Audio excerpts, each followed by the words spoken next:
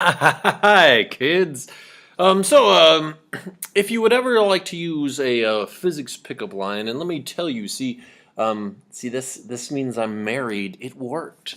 It works. Here's what you do. You go up to that special someone, and you just say, "Oh, guess what? Right now, whether you like it or not, you're attracted to me, and whether I like it or not, I am attracted to you."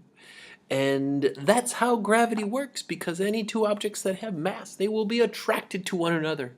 Now, if you feel, if you could say it, but if you want to leave the part out about the bigger the mass, the bigger the attraction, you can leave that part out. But yes, that is how gravity works. In fact, the universal law of gravity is this.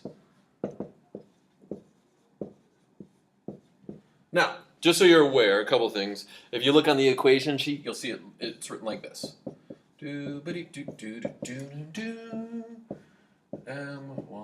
M2 over R squared. Although I don't think you don't need absolute value around your mass, so it looks like that.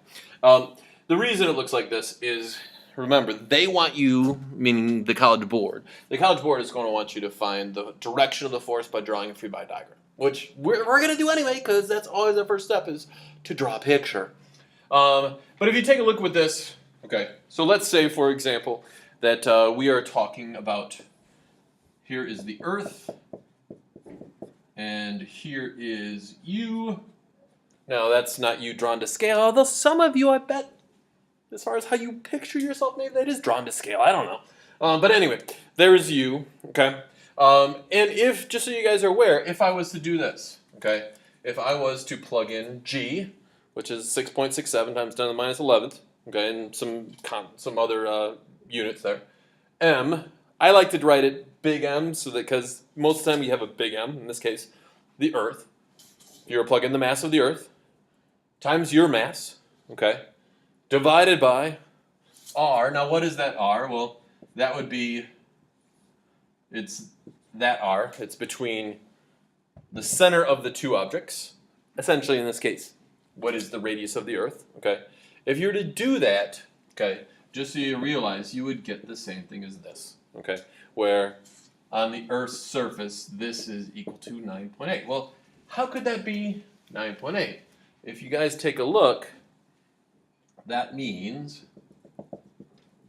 that right there, when I plug in 6.67 times 10 minus 11th, mass of the Earth, divided by the radius of the Earth squared, you plug all it in, 9.8. Pretty cool. Pretty cool.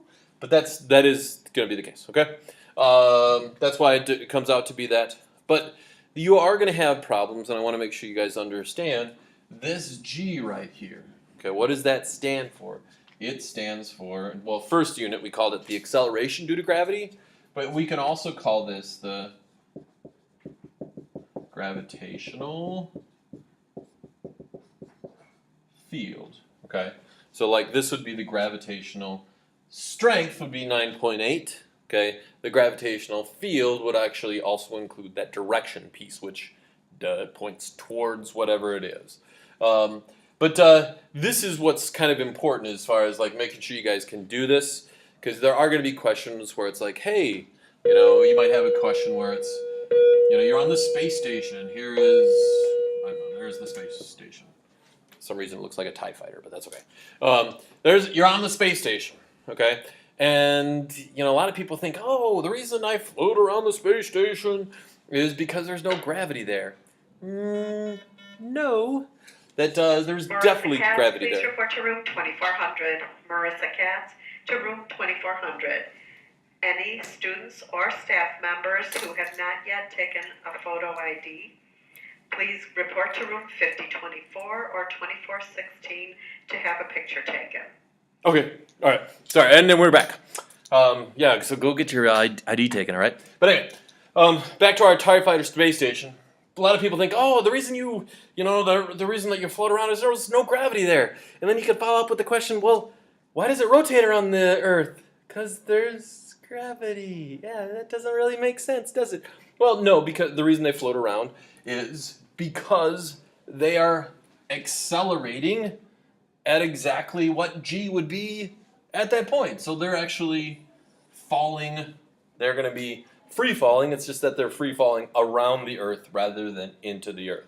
But at that point, if you wanted to find G, it'd be easy. You would just say, hey, look, I can make one of those M's go away. I know this, I know this. For this, just be careful. Go all the way up, okay? If there's a problem that says, what is it gives you the altitude, make sure you add that to that radius. Because again, draw your picture, friends. You won't get it wrong if you draw your picture. Draw your picture. Okay, but that'll allow you to solve for G. And then otherwise, the rest of these problems are pretty simple. Because if there's a problem like, hey, you're on the space station, if it's going to go in a circle, how would I solve for things? Well, then it's just a matter of, hey, it's moving in a circle. So you would say, here's my space station. There's my free body diagram. I write my equation. This is the only force acting, so that's going to be my net force, which is a special net force called centripetal force. And then you say G M over R squared equals mv squared over R. And then M goes away. Cancel that out. One of these R's go away. Boom. Actually, pretty simple. So hopefully that makes sense. Bye, kids.